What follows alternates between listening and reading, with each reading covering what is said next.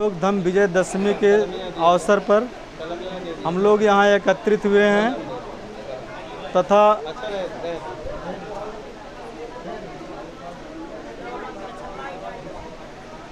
धर्म के रूप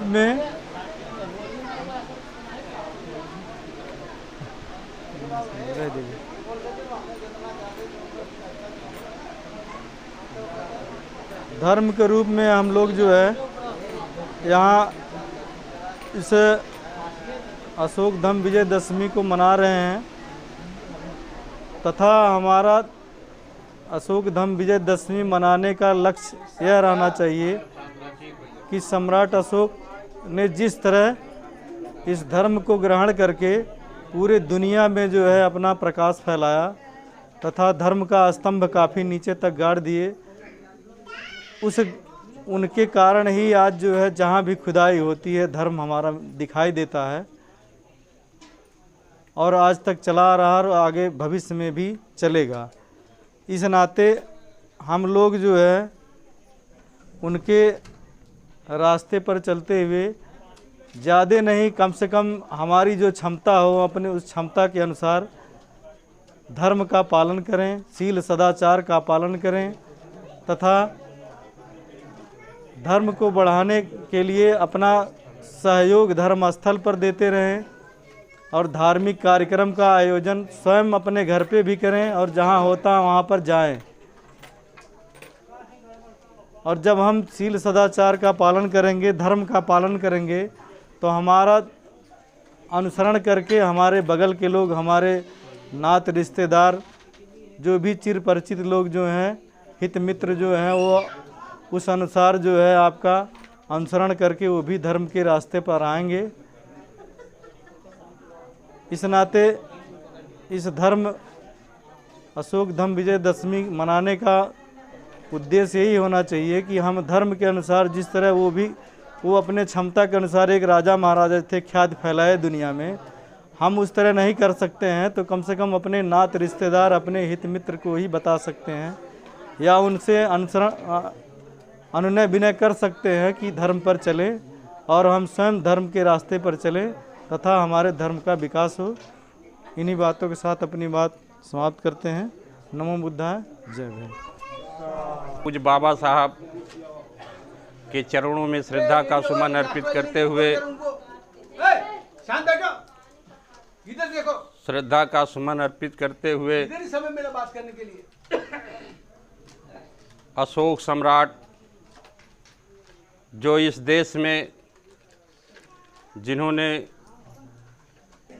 पूर्वांचल से लेके अफ़गानिस्तान तक ले शासन चलाया, उनको भी मैं श्रद्धा का सुमन अर्पित करते हुए परम पूज्य गुरु जी जो इस बुद्ध विहार का संरक्षक थे, उनको भी श्रद्धा का सुमन अर्पित करते हुए ये समाज बहुत दिनों से एक रोगी, इनको एक रोग था, बहुत बड़ा रोग था और उस रोग को छुड़ाने के लिए तमाम लोगों ने संघर्ष किया। भगवान बुद्ध भी अपने शासन, जो राजा महाराजा थे, उन्होंने भी भगवान बुद्ध को श्रद्धा का सुमन इसलिए अर्पित करते हैं कि इस समाज की दुख और दर्द देख करके और उन्होंने अपने शासन को छोड़ करके अपने राजा महाराजा और अपने सुख को त्याग करके और इनके लिए सारे अपने समय को खर्च करके और तमाम यातनाओं को, तमाम दुख सह करके और धर्म को, जब भगवान बुद्ध को धर्म का ज्ञान हुआ तो भगवान ने इस समाज को सबसे पहले धर्म देने का काम किए भगवान बुद्ध, कि जिससे इनका रोग खत्म हो। जिस रोग से ये प्रताड़ित रहते थे, कहीं भी उठने बैठने, बोलने चालने में, चलने फिरने में, हर जगह इनको परेशानी थी। इसलिए उस रोग को ख़त्म करने के लिए भगवान ने इस धर्म को दिया और हमको बहुत साहस से इस धर्म को अपनाना चाहिए और शान से रहना चाहिए। जिसके पास धर्म रहेगा वो बहुत शान से रहता है और बहुत हिम्मत से रहता है, और जिसके पास धर्म नहीं रहता वो सिकड़ा हुआ चौराहे पर मिलता है। आपने देखा, तमाम लोगों को देखा है, को चौराहे पर सिकुड़े हुए मिलते हैं, और जो इसके पास धर्म रहता है वो हरदम सीना तान के रहता है।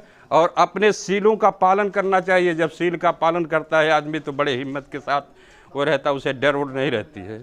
इसलिए बाबा साहब ने इस चीज़ को बहुत ही मेहनत के साथ, अशोक सम्राट भी बहुत मेहनत के साथ इसको ज़मीनों में गाड़ दिए थे अशोक सम्राट, कि जिससे ये ख़त्म ना हो।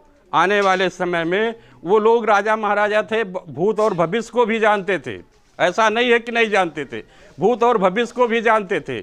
इसलिए उन्होंने ज़मीन में इसको गाड़ दिया था कि मेरा इतिहास ज़मीन में पड़ा रहेगा। तो आने वाले समय में जब भी हमारे लोग बुद्धिजीवित होंगे या लड़ने वाले होंगे या शासन होगा या हमारे इस देश में हमारे लोगों का राजपाट होगा, तो उसको खोद करके निकाल करके अपने इतिहास को तो जान लेंगे। और जब अपने इतिहास को जानेंगे तो अपने समाज को बांटने का काम करेंगे, तो ये समाज फिर सुखी होने की तरफ जाएगी। ये बाबा साहब अशोक सम्राट की देन थी। और बाबा साहब ने ग्रंथों में भी इस चीज़ को दिया। और भगवान बुद्ध के ज़माने में भी ये ग्रंथ नहीं था, लेकिन शिलापटों पर लिख करके ये जो है उस समय एक पत्र था, ये फूल वूल का, उस पर भी भोजपत्र पर भी लिख करके उसको छोड़ते थे कि जिससे कि ये कभी जल्दी सड़ेगा नहीं, गलेगा नहीं, ये रहेगा, हमारा इतिहास कायम रहेगा। इसलिए इसको बाबा साहब के अशोक सम्राट के ज़माने में और भगवान बुद्ध के ज़माने में, फिर बाबा साहब के भी ज़माने में ग्रंथों में फिर लिखा गया। बाबा साहब ने अपने हाथों से तमाम ग्रंथ लिखा। आप बाबा साहब के ग्रंथों को पढ़िए तो स्वतः आपको जानकारी हो जाएगी कि हमको क्या करना चाहिए, कैसे रहना चाहिए और हमारा क्या इतिहास है, ये हमारी जानकारी स्वतः हो जाएगी। जब तक हम अपने ग्रंथों को नहीं पढ़ेंगे, अपने लोगों के बीच नहीं जाएंगे, अपने लोगों के बीच बैठेंगे नहीं, तब तक हम अपनी दुख दर्द किसको कहेंगे और कैसे दूसरे की दुख दर्द हम सुनेंगे।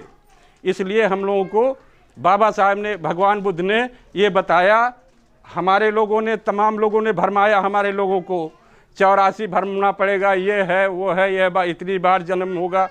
लेकिन 12 3.5 हाथ की ये शरीर है, इसमें 7 बित्ता होता है और एक बित्ता में 12 अंगूर होता है। 12 सते 84, 12 सते 84। आप अपने शरीर को ही जान लीजिए कि मेरे शरीर में क्या है, गुण है कि अगुण है। यही जानने के लिए भगवान बुद्ध ने भी बताया है कि आप अपने शरीर के गुण अगुण को जान लीजिए। 12 सते 84, यही 84 अंगूर में जान करके यही 84 आपका ख़त्म हो जाएगा। उन्होंने 84 बताया। इन्हीं शब्दों के साथ जय भीम, जय भारत।